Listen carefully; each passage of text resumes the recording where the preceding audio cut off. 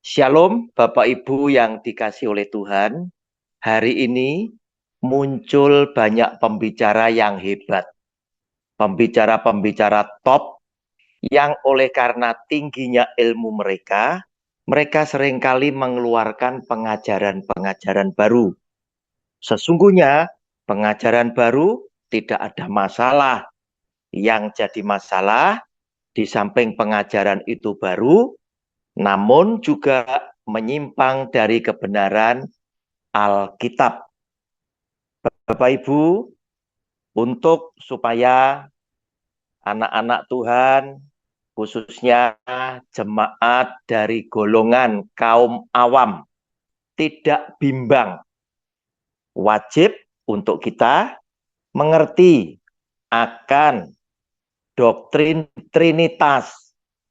Untuk itu, nanti gambar daripada video saya mengenai doktrin Trinitas akan saya tampilkan di akhir video saya. Anda bisa langsung untuk menontonnya, mempelajari, karena ada beberapa video ada di sana. Bapak Ibu, apa yang dimaksud dengan doktrin Trinitas? Gunanya untuk apa? Gunanya agar supaya Anda dan saya lebih mudah dan bisa semakin benar menafsirkan isi Alkitab. Apa itu doktrin Trinitas? Adalah sebuah doktrin yang telah berhasil dirumuskan oleh bapak-bapak gereja kita, yaitu orang-orang kudus pada abad yang keempat, di mana orang-orang suci, bapak-bapak gereja kita telah bergumul untuk mengenal lebih dalam lagi sebetulnya siapakah Tuhan itu yang tertulis di dalam Alkitab, kitab suci orang Kristen. Sehingga pada akhirnya mereka merumuskan sebuah doktrin yang disebut doktrin Trinitas atau Tritunggal Allah, di mana orang-orang suci tadi menemukan ternyata Tuhannya orang Kristen itu adalah Allah Bapa, Allah Anak, Allah Roh Kudus. Muncul pertanyaan, loh, Tuhannya orang Kristen kok tiga? Tidak tiga, ya. Pribadinya tiga yang berbeda, yaitu Allah Bapa, Allah Anak, Allah Roh Kudus. Namun substansinya, hakikatnya, esensinya tetap adalah satu. Artinya seperti yang dikatakan oleh Tuhan Yesus ya di dalam Markus pasal 12 ayat 29. Di situ Tuhan Yesus berkata, jawab Yesus, hukum yang terutama ialah dengarlah hai orang Israel, Tuhan Allah kita, Tuhan itu Esa. Berarti Tuhan itu Esa. Kalau bicara tentang kodrat, tetap Esa adalah Tuhan Sang Pencipta Esa. Tetapi bicara tentang pribadi, itu bisa bicara tentang siapa. Apakah itu Bapa, apakah itu Anak, apakah itu Roh Kudus. Namun Allah Bapa, Allah Anak, Allah Roh Kudus tidak pernah berpisah. Tiga pribadi yang berbeda ada di dalam persekutuan yang indah. Mereka tidak terpisahkan satu dengan yang lainnya, dan di dalam setiap peristiwa yang terjadi di dalam hidup umat ciptaannya, yaitu manusia, Anda dan saya, Allah Bapa, Allah Anak, Allah Roh Kudus selalu menyertai kita. Nah, karena berbicara tentang Allah Anak, Tuhan Yesus, jangan lupa bahwa Tuhan Yesus ini adalah 100% manusia dan 100% ilahi Allah. Bapak Ibu, Tuhan Yesus inginkan sejak dulu sudah punya peringatan lewat rasulnya yaitu Paulus. Coba kita baca Efesus pasal 4 ayat 11 sampai 15. Tuhan yang Esa yaitu Allah Bapa, Allah Anak, Allah Roh Kudus yang Esa berkata demikian, dan ialah yang memberikan baik rasul-rasul maupun nabi-nabi, baik pemberita-pemberita Injil maupun gembala-gembala dan pengajar-pengajar untuk memperlengkapi orang-orang kudus bagi pekerjaan pelayanan, bagi pembangunan tubuh Kristus. Sampai kita semua telah mencapai kesatuan iman dan pengetahuan yang benar tentang anak Allah, kedewasaan penuh, dan tingkat pertumbuhan yang sesuai dengan kepenuhan, sehingga kita bukan lagi anak-anak yang diombang-ambingkan oleh rupa-rupa angin pengajaran, oleh permainan palsu manusia dalam kelicikan mereka yang menyesatkan. Tetapi dengan teguh berpegang kepada kebenaran di dalam kasih kita, bertumbuh di dalam segala hal ke arah Dia, Kristus yang adalah kepala. Nah, Bapak Ibu, Tuhan ingin mengirimkan baik rasul maupun nabi, pengajar, pemberita firman Tuhan, tujuannya satu, supaya kita itu tidak terombang-ambingkan lewat pengajaran-pengajaran yang sengaja dihadirkan oleh orang-orang tertentu dengan tujuan menyesatkan. Bapak Ibu, jangan takut. Justru Tuhan Yesus mengasihi saudara dan saya, orang-orang yang sederhana, orang-orang kecil, orang-orang miskin, orang-orang yang bodoh, yang tidak pandai, itu dikasihi, dicintai oleh Tuhan. Dari mana saya berani katakan seperti itu? Kita lihat Lukas pasal 10 ayat 21 dan 24. Pada waktu itu juga bergembirilah Yesus dalam Roh Kudus dan berkata, Aku bersyukur kepadamu Bapa, Tuhan langit dan bumi, karena semuanya itu Engkau sembunyikan bagi orang bijak dan orang pandai, tetapi Engkau nyatakan kepada orang kecil. Ya Bapa, itulah yang berkenan kepadamu.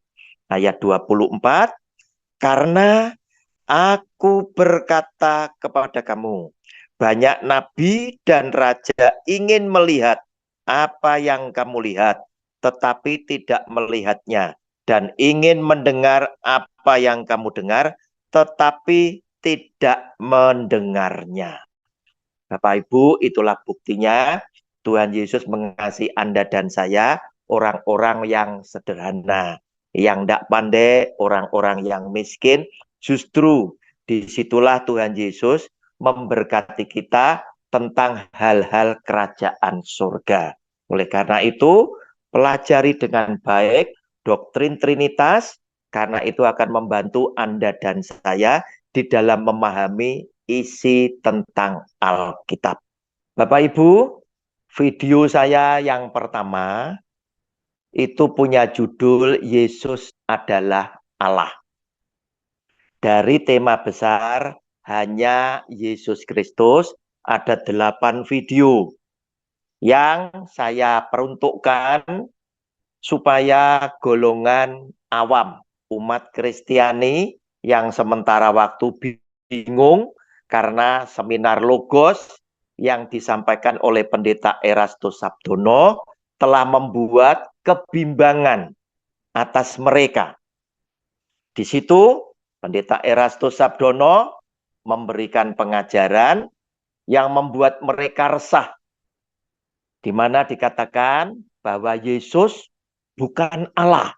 Oleh karena itu video saya yang pertama judulnya Yesus adalah Allah. Nah, Bapak Ibu tidak usah bingung ya.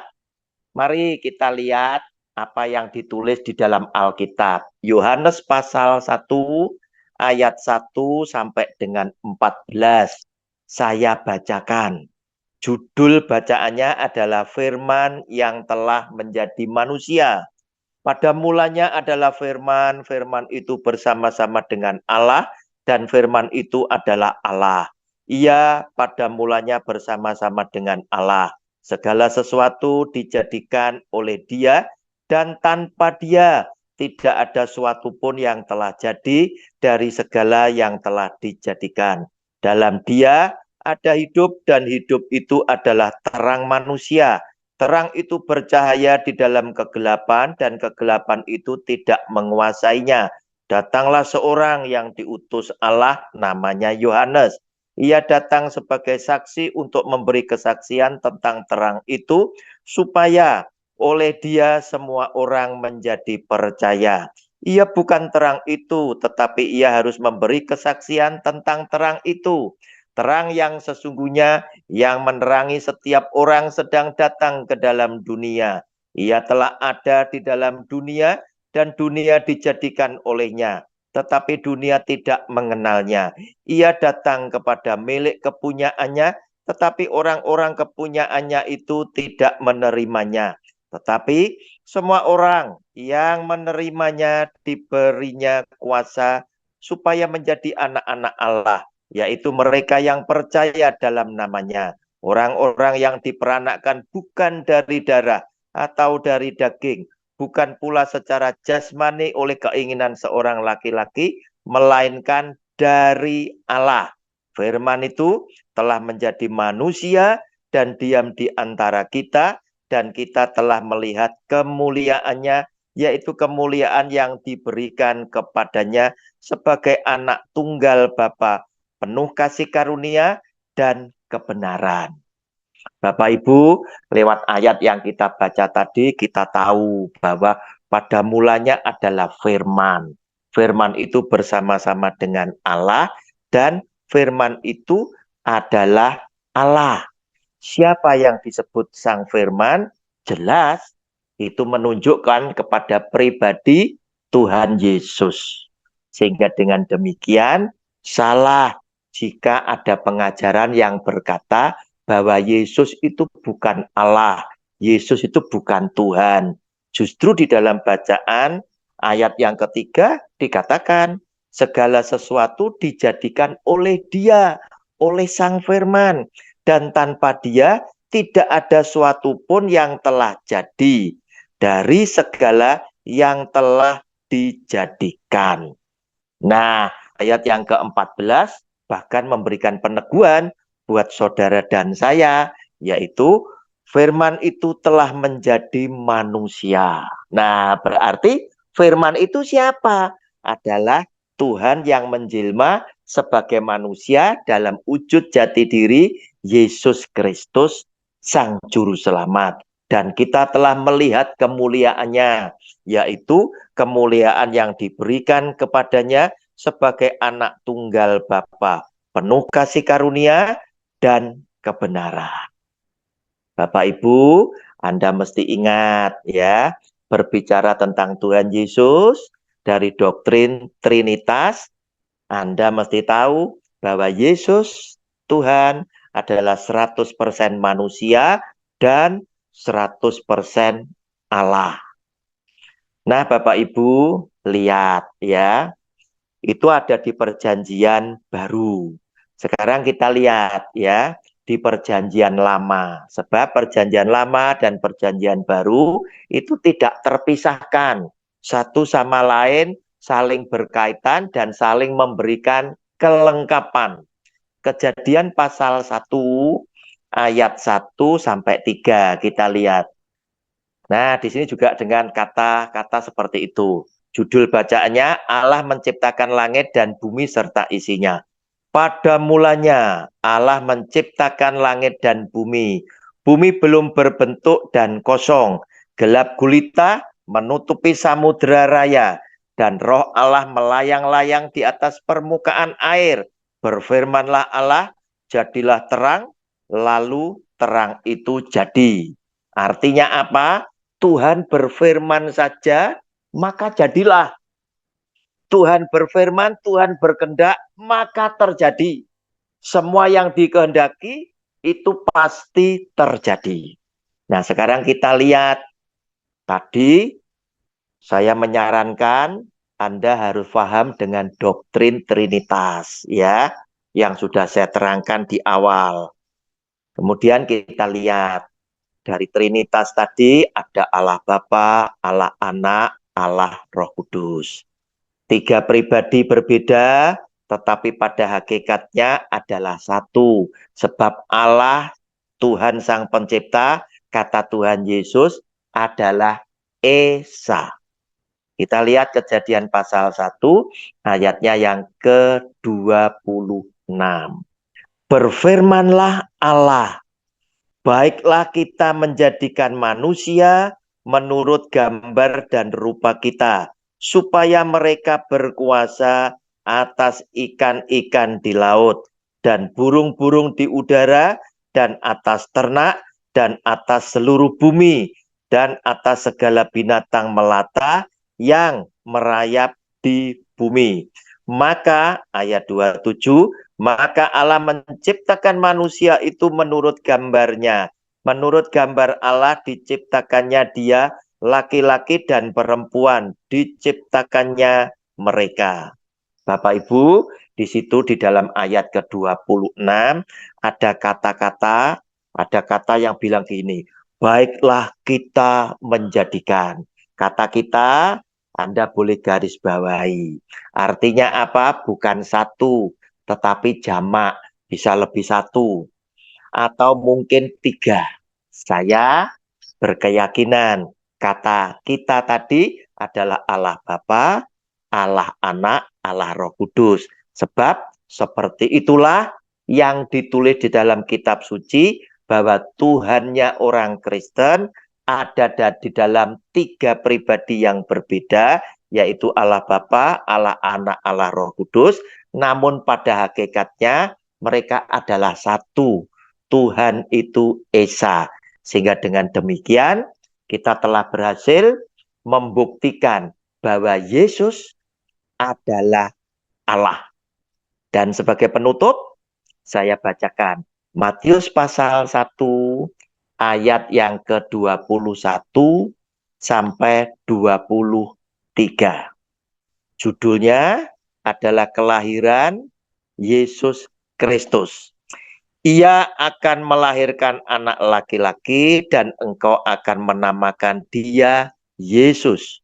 Karena dialah yang akan menyelamatkan umatnya dari dosa mereka. Hal itu terjadi supaya genaplah yang difirmankan Tuhan oleh Nabi. Sesungguhnya anak darah itu akan mengandung dan melahirkan seorang anak laki-laki. Dan mereka akan menamakan dia Immanuel, yang berarti Allah menyertai kita. Tuhan Yesus memberkati Anda bersama keluarga, sebagaimana Tuhan Yesus memberkati saya bersama keluarga. Amin.